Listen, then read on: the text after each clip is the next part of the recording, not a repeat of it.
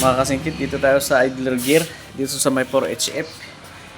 So bali pag umaalog na yung idler gear ninyo mga kasingkit na parang ganito, yan, pag nakikita nyo to, gumagalaw na siya.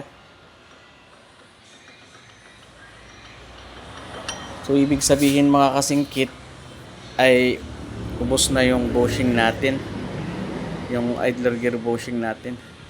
So may nabibiling idler gear bushing mga kasingkit, tas ipapamachine shop nyo lang, tas kukunin nyo rin to para may pagsukatan sila dito sa may bago na idler gear bushing.